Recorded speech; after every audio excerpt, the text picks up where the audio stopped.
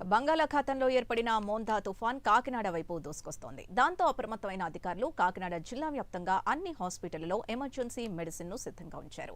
ఉప్పాడ, కొత్తపల్లి మండలంలో ఉన్న గర్భిణీ స్త్రీలను పిఠాపురం పీహెచ్సీకి తరలించామని కాకినాడ జిల్లా వైద్యాధికారి నాయక్ తెలిపారు.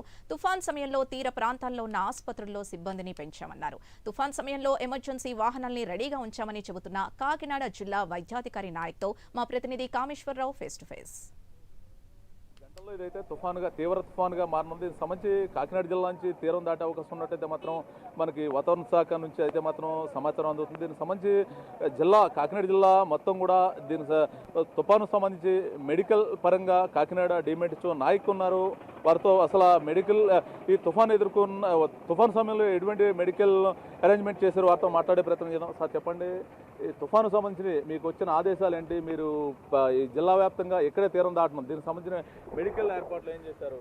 2 రోజుల నుంచి కూడా చాలా అప్రమత్తంగా ఉన్నామండి. దీనికి సంబంధించి మనం ఏమైతే మనకి సముద్ర తీరాన ఉన్న మండలాలన్నింటిలో కూడా ఇక్కడ ఉన్న పిహెచ్సీలన్నింటిలో కూడా స్పెషల్గా మెడికల్ క్యాంప్స్ అరేంజ్ చేయడం జరిగింది.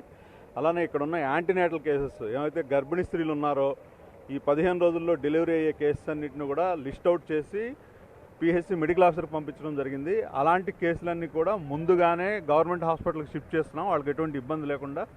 అలానే చిన్నపిల్లలకు, అలానే ఎవరైతే బెడ్ రిడెన్ కేసెస్ ఉన్నాయో అవన్నీ కూడా లిస్ట్ అవుట్ చేసి పిహెచ్సి వైజ్ మనం పంపించడం జరుగుతుంది. అలానే పునరావాస కేంద్రాల్లో కూడా స్టాఫ్, మన health staff medical camps arrange చేసే విధంగా అందరికీ ఆదేశాలు ఇవ్వడం జరిగింది. అంటే ఈ తుఫాను సంబంధించి మీ మెడికల్ డిపార్ట్మెంట్ తరఫున ఎంతమంది డ్యూటీ చేస్తున్నారు? ఎంతమంది?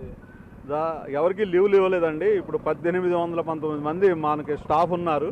వీళ్ళందరూ కూడా దాదాపుగా ఎక్కడైతే తుఫాను ఎఫెక్ట్ లేదో అటుపక్క మండలాల నుంచి కూడా తీసి ఇటుపక్క మనకి ఉప్పాడ, కొత్తపల్లి కానీ, అలానే గాడిమొగ్గ కానీ, అలానే మనకి పండూరు కానీ, అలానే ఈ తొండంగి మండలంలో కానీ వేసి ఎక్కువ మంది స్టాఫ్ని ఇచ్చి మరి 24 గంటలు స్టాఫ్ ఉండే విధంగా చర్యలు తీసుకున్నాం. అంటే ఈ తుఫాను రేపు తీరం దాటినప్పటికీ ఇంకో 2 రోజులు దీని ఎఫెక్ట్ ఉండబోతుంది. దీనికి సంబంధించిన మెడికల్ ఎమర్జెన్సీకి సంబంధించిన మెడిసిన్స్, ఎటువంటి మెడిసిన్స్ స్టోర్ చేశారు? దానికి సంబంధించి కలెక్టర్ ఆదేశాలు ఏమున్నాయి?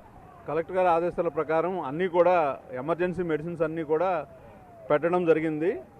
మనకి యాంటీ స్నేక్ వెనం కానీ, అలానే మనకి బ్లీచింగ్ కానీ, క్లోరిన్ ట్యాబ్లెట్స్ కానీ, అలానే ఎమర్జెన్సీ మెడిసిన్స్ అన్నీ కూడా పిహెచ్సిలో ఏమేమి ఉన్నాయి, ఎక్కడన్నా లేని చోట అన్నీ కూడా తెప్పించి పెట్టడం జరిగింది. అంటే ఈ తుఫాన్ సమయంలో డెలివరీ గర్భిణులు ఉంటారు, వారి కోసం స్పెషల్గా అరేంజ్మెంట్ వాళ్ళకి వాళ్ళ అందరినీ కూడా లిస్ట్ అవుట్ చేసి వాళ్ళని సేఫ్ ప్లేస్లో ఉండేటట్టు ముందుగానే మనము జీజీహెచ్కి కానీ పిఠాపురం కానీ పంపించే ఏర్పాట్లు చేస్తాం. మొత్తం ఎంతమంది డాక్టర్లు వర్క్ చేస్తున్నారు ఈ తుఫాన్ డ్యూటీస్లో? మామూలుగా 1 or 2 మెంబర్స్ డాక్టర్స్ వర్క్ చేస్తూ ఉన్నారండి మన జిల్లాలో. మెడికల్ సిబ్బంది మన జిల్లాలో డాక్టర్స్ 1 or 2 మెంబర్స్ ఈ తుఫాన్లో వర్క్ చేస్తూ ఉన్నారు.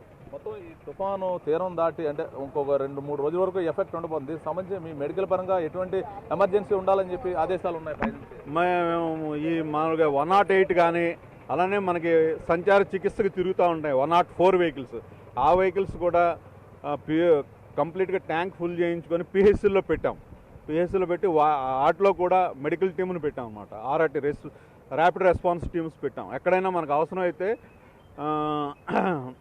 హాస్పిటల్ ఆన్ వీల్ టైప్లో మన మెడికల్ సిబ్బంది అంతా కూడా దాని కూర్చొని ఎటువంటి ఇబ్బంది లేకుండా, ట్రాన్స్పోర్ట్లో కొంత ఇబ్బంది పడుతూ ఉంటారు, ఆక్సిజన్ లేకపోతే ఒక్కసారి బీపీ తక్కువయ్యో అలాంటి కూడా ఇబ్బంది లేకుండా ట్రాన్స్పోర్ట్లో కూడా వైద్యం అందేటట్టు అరేంజ్మెంట్స్ చేయడం జరిగింది. అంటే తుఫాను సంబంధించి సీఎం నుంచి మీకు ఎటువంటి ఆదేశాలు ఉన్నాయి?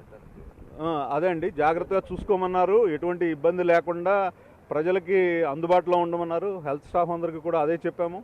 అలానే మనకి ఎటువంటి ప్రాణ నష్టం జరగకుండా చూడమని చెప్పారు. ఎస్ అవునండి.